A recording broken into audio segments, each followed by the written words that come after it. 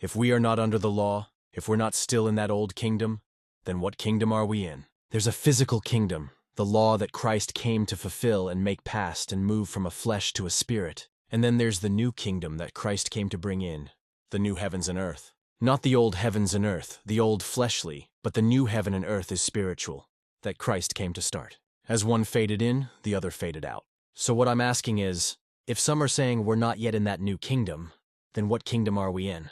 Who is ruling right now? Who's ruling and under what kingdom? Under what law? Because if you're saying we're under Christ's commandments that he taught, and his apostles when he came, well, that means we're in the new kingdom. But if you're not saying that, then you're saying we're still under the law, and the apostles were false teachers when they were telling everybody, do not go to the law. So I want to know what law we're under, because we sure ain't under both. Because Christ said, if there's one jot until past of that old law, then it's all fulfilled. So it's all fulfilled, because there's one jot and tittle past. We don't make sacrifices. God don't dwell in a stone temple. We don't stone people to death, so it's all past. We know that for a fact. So what kingdom are we in? Whose law are we under? The law that's written in our hearts and on our minds, the new kingdom covenant, to love each other as ourselves and do unto others, as you'd want them to do unto you? Or are we under the 600 and some odd laws of the law and the prophets that supposedly passed? Which one are we under? Who's in charge? Or is this a down period?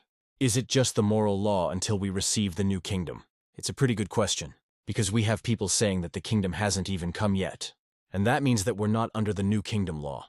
That means he came 2,000 years ago for absolutely nothing, for something that was supposed to happen, but we don't know when. It could be 50,000 years from now, but he came 2,000 years ago to bring in and to start it. That don't make any sense, especially when you look at the time statements throughout the whole Bible, that he's coming quickly, that the time's at hand, that he stands at the door, the axe is at the root. These would shortly come to pass. The winnowing fork, the harvesting fork is already in his hand. There'll be some here not taste death until they've seen the Son of Man coming in his kingdom. I say to you, all these things will pass in this generation. Now, when you see the armies surrounding Jerusalem, that's when you need to leave. That's the abomination of desolation. It's right there getting ready to happen. That's all over in Jerusalem, by the way. So you tell me, who's in charge? What kingdom are we under? People are throwing the fleshly law, the old wine into this new barrel, patching this new garment with old cloth, and it is messing people's heads up just like it did to Jews. It's becoming a stumbling block.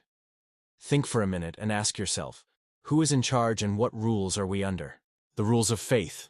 That gives us the grace right now? Are we under the grace covenant? Or are we under the fleshly covenant? We have to be under one because we sure ain't under man's covenant. So we got to be under one. Christ didn't come for us to stay under man's covenant. We've got to be under one of them. Right now, we have to. So ask yourself, which one are we under? Just a good question. I would like you to ask yourself. God bless, and if you enjoyed the video, please consider giving us a like, subscribe, and share. Thank you.